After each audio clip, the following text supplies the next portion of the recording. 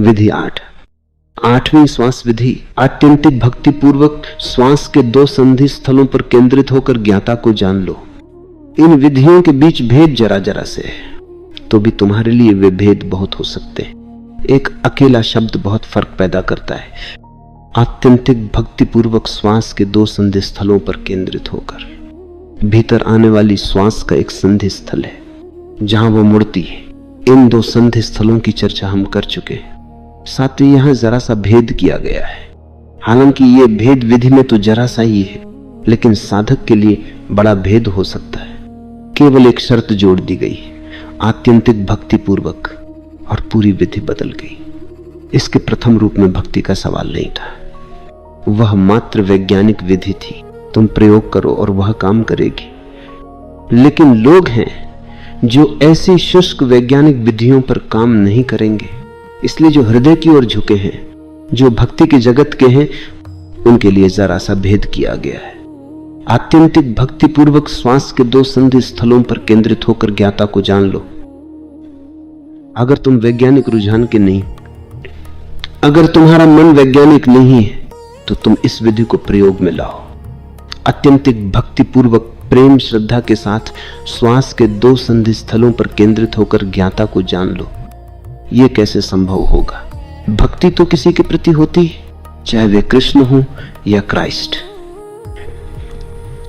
लेकिन तुम्हारे स्वयं के प्रति, श्वास के 2 संधि स्थलों के प्रति भक्ति कैसी होगी? यह तत्व तो गैर भक्ति वाला है, लेकिन व्यक्ति व्यक्ति पर निर्भर है। तंत्र का कहना है कि शरीर मंदिर है, तुम्हारा शरीर परमात्मा का मंदिर है, उसका निवास स्थान है। इसलिए इसे मात्र अपना शरीर या एक वस्तु न मानो।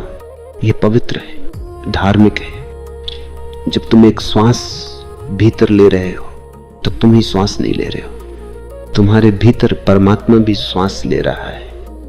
तुम चलते फिरते हो, इसे इस तरह देखो, तुम नहीं, स्वयं परमात्मा तुम में चल रहा है। तब सब चीजें पूरी तरह भक्ति हो जाती। अनेक संतों के बारे में कहा जाता है कि वे अपने शरीर को प्रेम करते थे, वे उसके साथ ऐसा व्यवहार करते थे मानो वे शरीर उनकी प्रेमिकाओं के रहे हों। तुम भी अपने शरीर को ये व्यवहार दे सकते हो, उसके साथ यंत्रवत व्यवहार भी कर सकते हो।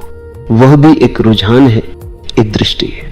तुम इसे अपराधपूर्ण, पाप भरा और गंदा भी मान सकते हो, और इसे चमत्कार भी समझ सकते हो, परमात्मा का घर भी समझ सकते हो।